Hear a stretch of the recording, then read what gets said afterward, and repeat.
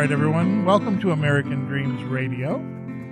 Always fun, exciting, a real pleasure to be here. And boy, have we got a radio show for you today. Amazing stuff. Kind of like an urban legend about something that some people think is more difficult to locate than a real unicorn, but it's not true. It's actually something amazingly familiar to people who are part of the pop culture urban legend dynastic elements of the modern age. It is a fascinating thing. It is called Purple Stuff, a drink that actually does exist. And Daryl DeShono from Purple Stuff is here to tell us about it today. Daryl, welcome to the show. Well, thank you for having me. Yes, I tell people more elusive than a unicorn is Purple Stuff. It is an urban legend. Can you give people a little bit of history about this incredible beverage and how it came into being? Sure. Well, we are spotted more often than unicorns, depending on the city you're in. but there are many places where people seek it out. The legend really started in 1984 with a series of commercials of Sunny D, where the mother or the kids open up the refrigerator after running into the house to see what's in the fridge. And the quote goes, "Oh, we've got some milk, we've got some OJ, we've got some Purple Stuff, and we've got Sunny D." And all the kids scream Sunny D. Years later, Dave Chappelle's, making jokes about, look at the one kid in the back. He's saying, "I want that Purple Stuff." And Family Guy, would run, the imaginary drink. Oh, Purple Stuff. Oh, we'll move it over. Here's the Sunny D. And so it became, as retro commercials became popular on YouTube with kids, and it being an imaginary drink, it launched a whole series of viral videos, and if I've made Purple Stuff and what the drink is, and so it was a brand 15 years before we actually made the product. Right, but there are people out there who are in the know. I mean, when you say Purple Stuff, they know the whole history. It's a pop culture thing. It's pretty cool. And yeah. So people definitely know it's the imaginary drink in the refrigerator that there's a really hilarious video by I wish I could remember the name of it come to me, but it where kids walk in and one grabs Sunny D and spits it out, and he says, "Oh God, who put perfume in my orange juice?" And then he grabs the Purple Stuff and he's like, "Oh wow, this is heaven." So we are the competitor to Sunny D, although we're very different products, but we're always the that's kind of where the legend took off, and it's been in music, and it's taken on different meanings. In every culture, every town, every city, every American, when they think of Purple Stuff, they think of something different. We found early on that if you ask people what Purple Stuff was, if they grew up in the early 80s, some would say, well, it's grape Kool-Aid.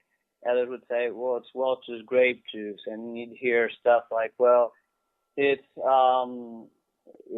knee-high grape, it's new grape. And so if you grew up in that generation, it was whatever brand of Purple Stuff, purple drink that you had in your refrigerator. As generations evolved and they watched these retro commercials and make fun of it, it's the imaginary drink in the fridge. When we made it, has stayed the imaginary drink in the refrigerator. So people associate it with different brands, different cultures, different music. It was really lucky that was available to to trademark. And when it came together, we used a lot of different influences that fulfilled the imagination of what this magic drink that competes with Sunny D and gets pushed to the side, and everybody's Right. trying to force So Sunny D down. So, what was the catalyst for you becoming the creator of the actual product? What made you decide to make this soda? Obviously, you could see there was a reasoning for the marketplace for it, which you've been right about. But something must have been the catalyst for you to say, I'm going to go out and build this thing. yeah, well, I was always a kid that was selling things and being an entrepreneur, from selling mangoes to working in a grocery store and trying to talk people into buying stuff. So I watched commercials, and I at the time thought, oh, that's great Kool-Aid they're talking about, and they just don't want to mention the brand name. That's why they're saying milk, because it's a category. They didn't say Borden's milk. They didn't, and they said OJ. It's a category, so they didn't say Tropicana. I thought so. It must have been, the Kool-Aid. And years later, I found my kids watching retro commercials, and they said, oh, it's knee-high grape or whatever we had in the fridge. And so that kind of started the process of that, what I thought was an interesting commercial as a kid live in 1984. Decades later, my kids still found the subject and the commercial even more fascinating. And when I Googled it, I found a lot more. What got me to launch the brand was I've been a salesman and a distributor for a number of beverages, and oftentimes that meant bringing in new and niche brands that you need to build the category in. Because if you're a distributor, Coca-Cola owns their own distributions, and they have their own franchisees, and if you want to be a Anheuser-Busch distributor, you got to find a territory, you got to have millions of dollars to open up, and so as a small regional distribution company, I built brands. I'd find products that people thought would go big, and I was very good at picking them out. So good that my success was then doing every 2 or 3 years. We would lose a brand to Coke or Pepsi or Dr. Pepper after building it up. And the identity of our distribution company was largely built around the brands that we carried. They knew you, as if you're a Coke guy or the Miller guy, just same thing with small companies. You're known for the brands that you carry. And I said, we've learned enough about all these different categories of healthy drinks, of juices, of organics, of sodas. I mean, we kind of covered the spectrum, and we know a lot about what people want. I said, if I lose another major brand to another company, large company, I'm just going to create my own. And I said it out loud in a warehouse full of employees. And it wasn't about a week later, they said, well, we're switching over to Anheuser-Busch as a distributor. And so I put my foot in my mouth, and the only thing I could come up with was the purple stuff that my kids had been playing around with, that had been in my head. And I said, okay, so I'm going to make purple stuff. And so where do I start with that? Well, I don't know what kind of drink it's going to be, but I know that I'm going to make a few flavors, and every one of them is going to be purple in color. And so when we did a lemon lime, purple. We did a green apple, purple. We did a grape soda, purple. Berry, purple. We have a cherry cola, purple. You pour them out, they all look like grape because they all started out as they had to be purple stuff. And so that's how we earned the name of being called purple stuff. Was that, and now it's in a can, so you can see the different flavors. But so when you pour it in a glass, you couldn't tell them apart. Wow, I didn't know that. So, I, how do you come up with the recipes? I mean, I'll give you an example out of my own life. My wife handed me a root beer the other day. I'll leave the company name out. Don't want to offend anybody. And I was reading the ingredients, and I didn't know what in the heck any of them were. But there was nothing there that I recognized as a root beer recipe. I don't even know how is this stuff made? Yeah, that's true. In the modern age, as the conglomerates have taken over the food industry, they have gotten so good at chemical and artificial things that it's just amazing. If you go into a flavor house, they can take just an eyedropper of liquid and drop it on your tongue, and you taste a Big Mac. And then another drop, you taste a Big Mac with ketchup. Another one, you taste a Big Mac with mustard. And McDonald's got in trouble because the secret ingredient in their French fries was a drop of beef flavoring in it. That was artificial. It wasn't even real beef, but a bunch of Buddhists or vegans or something, sued them for that a few years ago. So the world's gotten amazingly good at fooling our tongues and our senses with artificial stuff, just because it's cheaper for these big companies to do in mass quantities.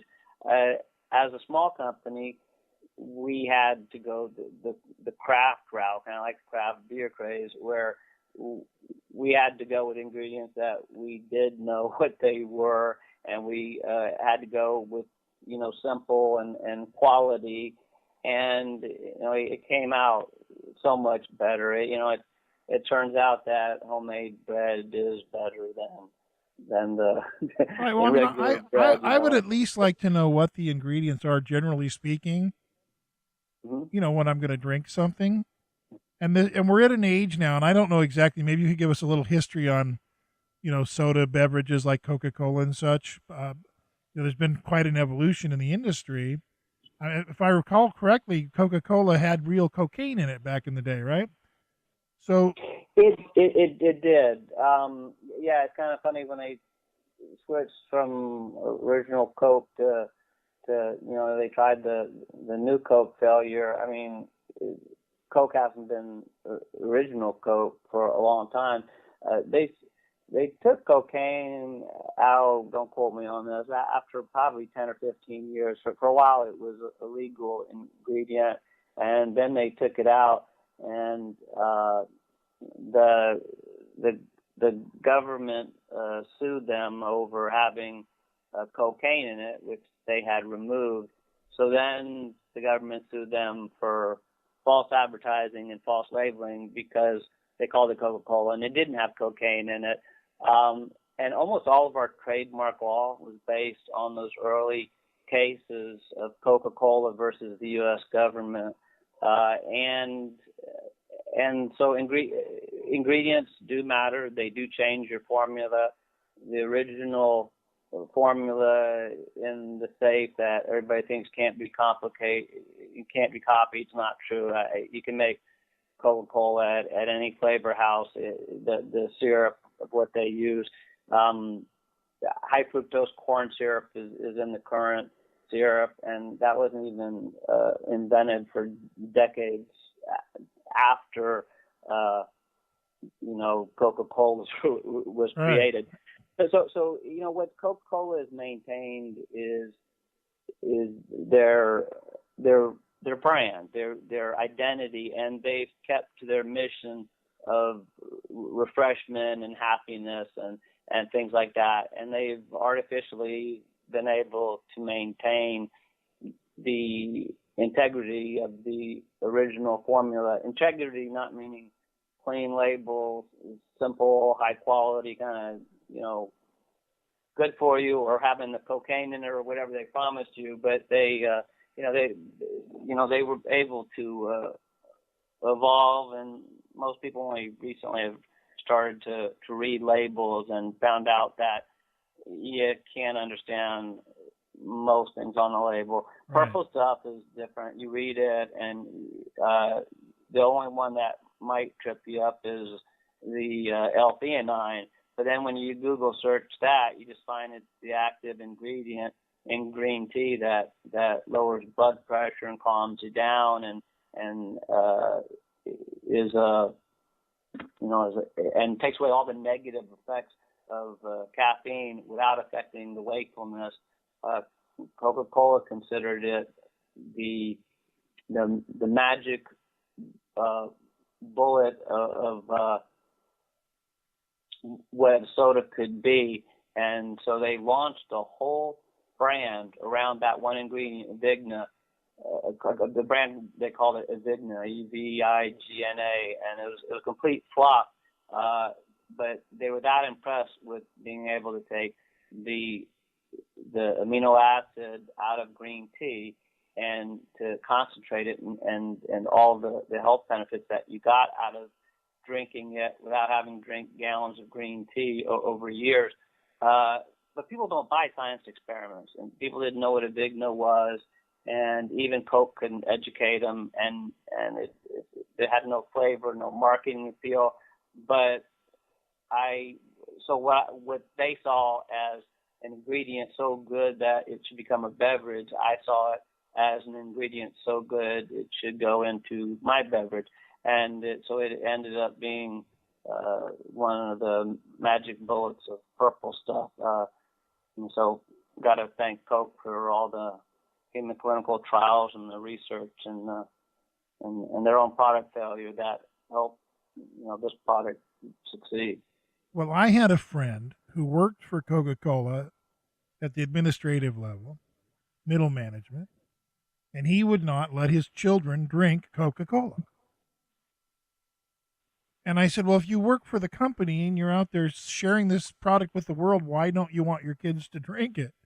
He said, don't you drink it either. And that was all he said. He wouldn't tell me why. So, I don't know what exactly his meaning was, but he was kind of a health nut. Maybe it was just for my general health. But the product that you're making is actually good for people, right? The purple stuff's good for you. Yeah, purple stuff. I mean, of course, you can get into the completely, vague impurity test where you can find things that are healthier. But certainly, we are a far healthier choice in sodas.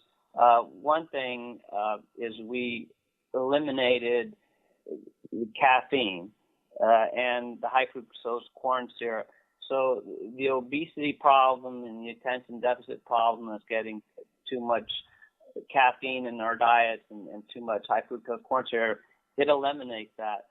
Also, there's zero nutrition in Coke, and we have vitamin B3, B6, B12, vitamin C, and then the green tea aspect of it. So the dietary change between people who want to still drink soda, it's a huge bridge. I would say that you're never going to get healthier than just plain water. But once you get into anything that you're going to flavor or nutritionalize, we're the best of that. We were certainly a healthy soda. So we won't compare ourselves to water, but we'll compare ourselves to any other energy drink or soda on the market for sure. I know that when you were pushing this on Facebook and out in the culture, so to speak, you guys got quite a following with young people. Is that the key target? I know you found that young girls really liked your product. And, yeah, okay, go ahead. Well, you told me a story, but I'm just speaking out of school here. You told me this interesting story about how, you did something and you had all the guys go, yay, but the girls said, nay, and where you'd made a comment or something on Facebook about Justin Bieber, whatever the case was. And I just thought that was an interesting story because, people, you don't realize that somebody can get all persnickety over a soda, but they do. And I just thought it was an amazing thing that you had that kind of almost, I hate to use the word cult, but kind of a cult following. And I think that's the power of Purple Stuff. It has this allure about it, this mystery, this, imaginary component. Like I said earlier, I was teasing about the unicorn, but it is a very unique marketing concept. I'm thrilled to be part of, helping expand the brand. It's just an amazing story to me, but I'm babbling now, but, Well, I know. I thank you for that. And it's an amazing story for me because it started out as, trying to make a brand out of what I know about beverages and what would make a beverage soda, because I decided to that it should be a soda, and that my kids drank a lot of Dr. Peppers and Lehigh grapes, and I wanted something better for them. So but as far as the Facebook and the demographics is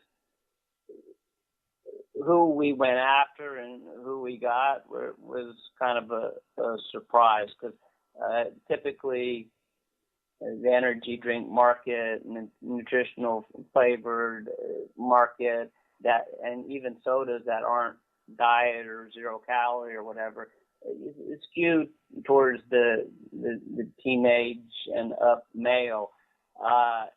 And so when we were very young on Facebook, I posted just a Justin Bieber type of joke, and just got pages of young girls that wrote in that said, I love your brand, but just can't believe Purple Stuff would ever joke about Justin Bieber.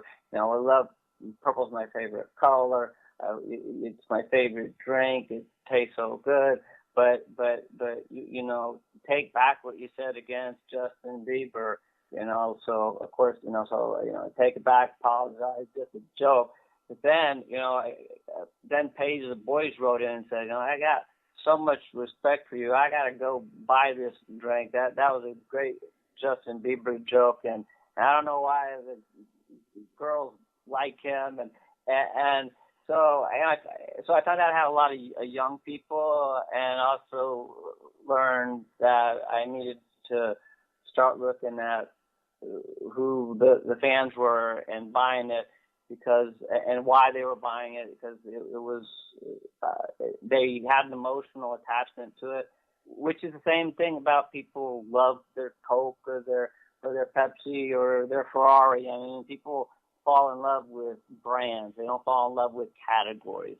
So it was nice to see that the passion that they were writing in, saying that this isn't something Purple Stuff should say, or it is something that they should say, depending on the fans. So we kind of learned that, what controversies we wanted to get into and which ones we didn't. And that's one that we didn't want to delve into, because there was two sides and they were both passionate. Yeah. So I understand. I mean, the hardest part when you're trying to put a product in retail stores, or especially like grocery stores and the like, the hardest part is getting the distribution. And I know, as being a businessman, distribution is everything, right? And so there are so many different potential competitors out there. I mean, you're competing against the big guys, right? How do you get the word out? How do you get the guys at the end of the line, the retailers, the distributors, to pick this up? Is there only criteria that it has to sell, or do they? I mean, how do you seem like you would get lost in the fog? You know what I'm saying? Yeah. Well, luckily for me, I came from a background where I actually was, I had my own distribution company, and so I was able to actually put it on a truck and go to a couple hundred C-stores and talk them into buying a few cases and putting up on the shelf. And within 3 months, my girlfriend and I had sold $700,000 worth of purple stuff on our off of our truck. Once we put it in a number of the C-stores, the sales were off the charts. The kids were coming back in and wanting to buy the whole case, so the store would, that had ordered 3 cases. Now, if you weren't going to come back for a couple of weeks, now they wanted 10 or 20 cases. That made some local wholesalers jump in and buy it by the pallet, and that turned into truckloads. And then after that, with the internet, like we're on Amazon, we started getting fans all over the world and certainly all over the country. And Amazon is still a big deal for us, and as Amazon Prime members get free shipping on cases of purple stuff. That's the way we're able to reach the consumers where we haven't been able to, penetrate certain markets, because the big guys, they do play defense. A lot of times they own the distribution. So, for example, we actually landed a Pepsi distributor and a Dr. Pepper distributor, and that lasted all until the first delivery to the stores. It sold great. They were real happy, and then they got attorney letters about the franchise agreement. You can't carry anything that's called that has a flavor cola without losing your franchise. So I thought it was kind of interesting that a young startup brand and just a family with a couple employees were a threat to taking away a Dr. Pepper house or a Pepsi house that had been in their family for generations, over 100 years and of course, so they booted us out. When they did, we picked up some Anheuser-Busch and some Miller houses, and so we're still a mile wide and an inch deep with our distribution and our retailers, but we are a mile wide and a mile deep with consumers. It's an unusual situation. Usually, companies are able to, have enough money and resources and contacts to launch it everywhere and then, see how deep it goes with consumers. With us, it's been the opposite. We know we have consumer demand, but there's avenues that are shut off. There's a lot of pay-to-play systems, and where we're allowed in, we do extremely well, and where we're not allowed in, we ship direct to the consumers. But of course, we like to get it to them cheaper. We'd like to be able to walk in and buy one like they do a Monster, or buy a couple and not have to have cases shipped to their door. Right. So let's just play. Let me play devil's advocate, not devil's advocate, maybe. Let me just ask you straight up. If you're sitting there and you're across the table from a buyer or an entrepreneur who owns a store, or whoever, somebody that would sell your product, end user. What do you want to say to that person? Give me your pitch. The first thing is you have to experience it. You won't believe how much better it tastes than any soda you've ever had in your life until you drink it. And people typically expect, when they look at the fact that it has nutrition in it, kind of like a lot of energy drinks, your Monster and stuff will have your B3, B6, B12, and typically vitamins taste bad.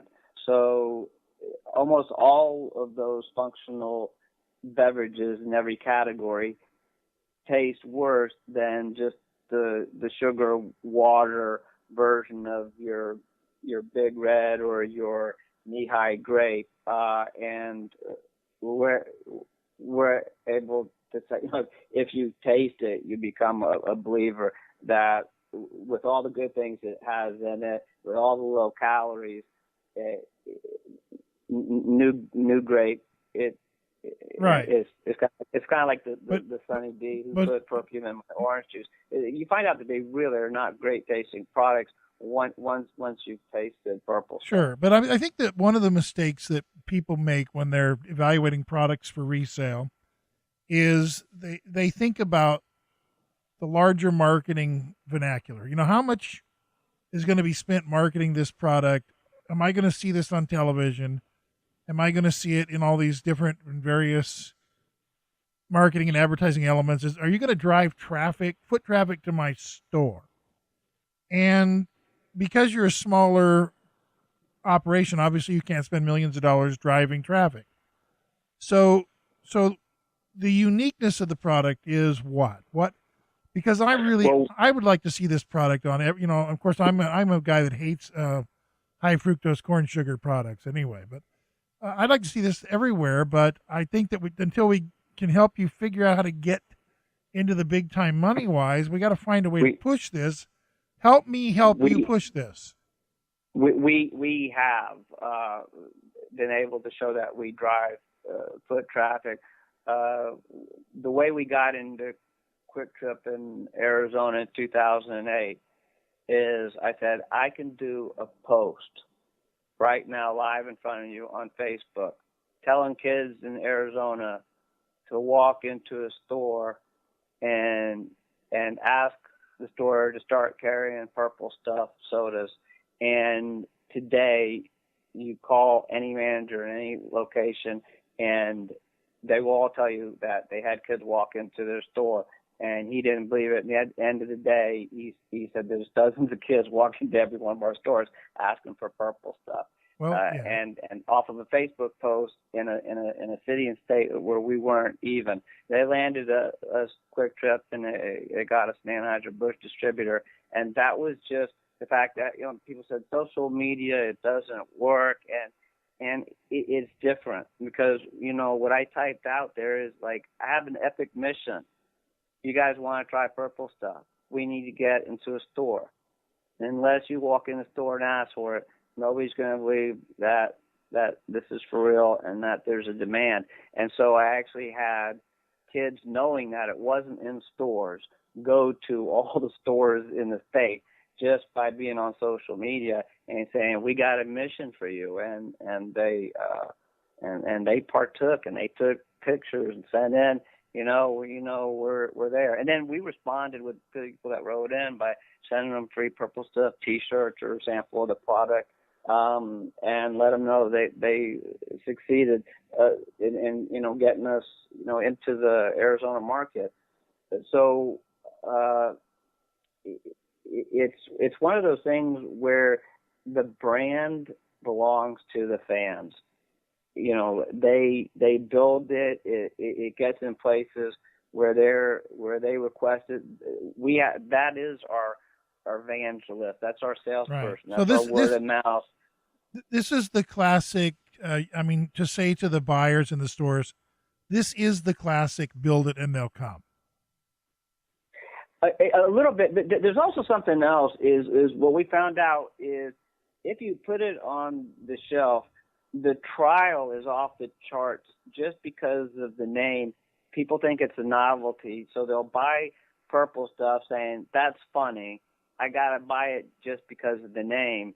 And then they're really surprised that they really like it, how much better it tastes than they thought a drink could taste. And then they read the ingredients, and then they get online and they Google us and start watching videos. Next thing you know, you got a repeat buyer and a loyal fan.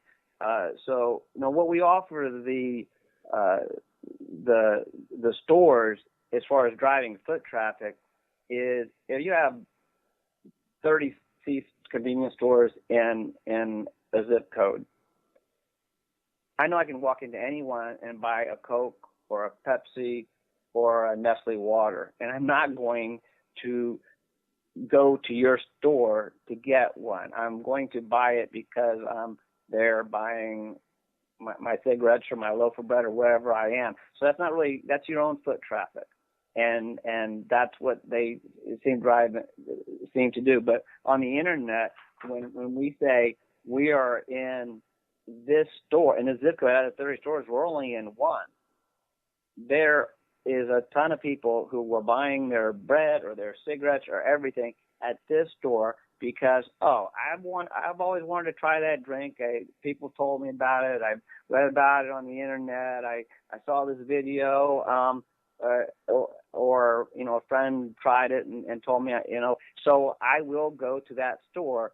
And the cash register ring is a lot higher than the Purple Stuff because we are not a commodity, because we don't have a saturated market. So where they would say, a lot of buyers would say stuff like, well, Nestle did this huge social push on sale on water, and it didn't drive traffic, and that they can't do it with millions of dollars. Why can you? Well, because it's water, and nobody's going to drive miles out of their way to save a nickel or a dime. They're going to shop where they shop, and Nestle is just another bottle of water. It doesn't have that much meaning. And also, your evangelists tend to be younger. So the first trial is usually the 14-year-old that needs a ride to a specific store from mom or dad to get this beverage, and then mom and dad end up trying it, and other people in the family that can come over, and then next thing you know, we're helping sales of Sunny D, because kids will want to put them in the refrigerator together to take a picture and say, I got Purple Stuff next to my Sunny D, and guess which one I'm choosing. Sunny D was sitting there a month. So we drive foot traffic because we are a niche, because we don't have a saturated market. Also allows the store to get a higher margins.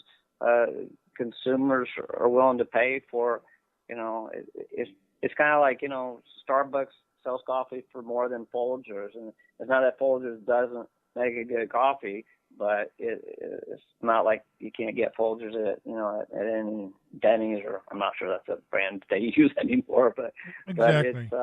Well, listen, we're going to run out of time here. So what I want you to do is tell people.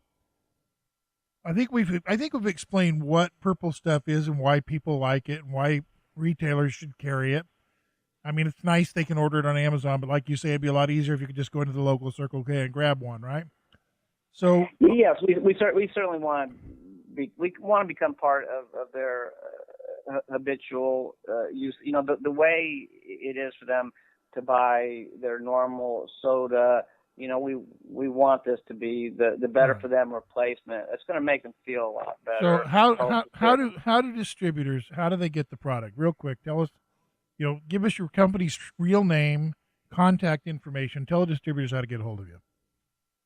Yeah, the company's real name is Functional Beverages Inc., and that's FBI initials.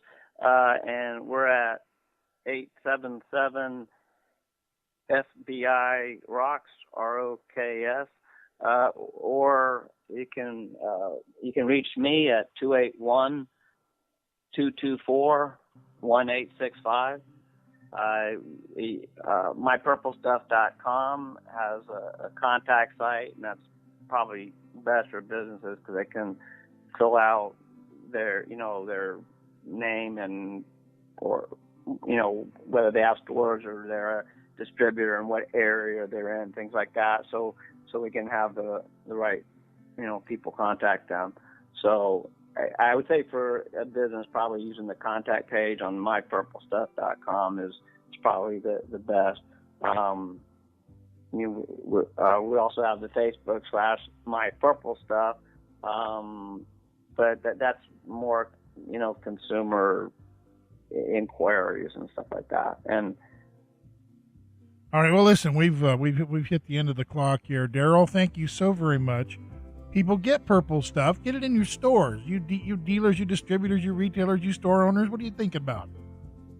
Satisfy the children and the young people of your neighborhood. Put the beverage on the shelf. Daryl, God bless, my friend. Thank you so much. Well, thank you so much for inviting me to talk to you about purple stuff. We love purple stuff. Until next time, American Dreams Radio. You know what we say around here? Be good or be careful. God bless.